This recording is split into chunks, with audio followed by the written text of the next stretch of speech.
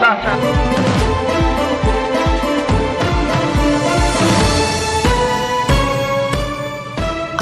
দেখছেন নবীনগর নিউজ।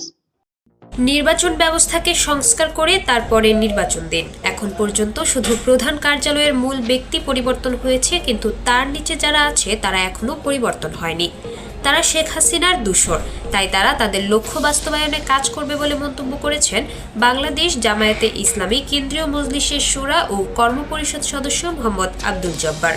শনিবার 15 ফেব্রুয়ারি সকাল 11টায় নবীনগর সরকারি পাইলট উচ্চ বিদ্যালয় মাঠে বাংলাদেশ জামায়াতে ইসলাম নবীনগর উপজেলা ও পৌরসভা শাখার আয়োজনে কর্মী সম্মেলনে প্রধান অতিথির বক্তব্যে তিনি এ মন্তব্য করেন। নির্বাচনী ব্যবস্থাকে আগে সংস্কার করতে হবে, তারপরে নির্বাচন দেন।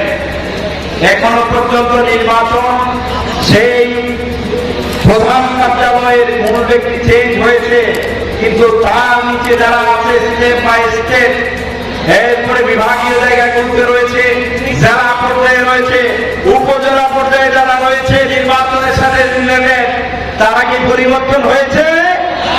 তারা কিন্তু সেই হাসিনার প্রেতাত্মা দোসররা তাদের লক্ষ্য বাস্তবায়নের জন্য কাজ করবে।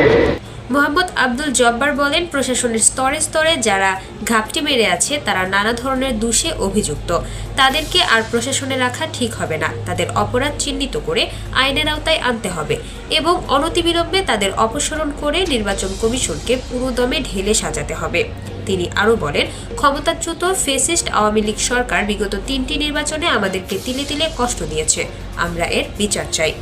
ঘাটতি মেরে যারা আছে, যারা নানা ধরনের দোষে দুষ্ট, অবিলম্বে তাদেরকে অপসারণ করে নির্বাচন কমিশনকে পুরোদমে ঢেলে সাজাতে হবে এবং এই ফ্রি ফেয়ার ইলেকশন করার জন্য প্রশাসনের বিভিন্ন স্তরে হাসিনার সময় যারা নিয়োগকৃত, যারা মানুষের ওপর অত্যাচার চালিয়েছে, জুলুমবাজি করেছে, তাদেরকে আর প্রশাসনের এই রুলিং পাওয়ারে তাদেরকে রাখা যাবে না।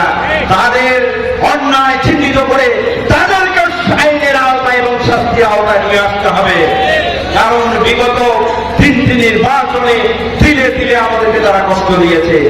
এই বিচার আমরা চাই কিনা প্রিয় ভাইয়েরা আমার?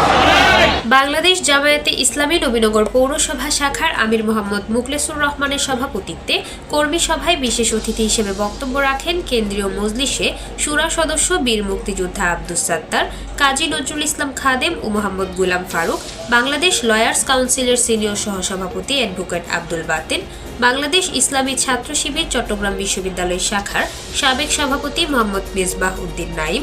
অনুষ্ঠানটি যৌথভাবে সঞ্চালনা করেন বাংলাদেশ জামায়াতে ইসলামী নবীনগর উপজেলা শাখার সাধারণ সম্পাদক আব্দুল হাফিজ ও পৌরসভা শাখার সাধারণ সম্পাদক সাইফুর রহমান বাশার। উল্লেখ্য, প্রায় 20 বছর পরে নবীনগরে বড় পরিসরে বাংলাদেশ জামায়াতে ইসলামীর কর্মী সভা অনুষ্ঠিত হয়েছে।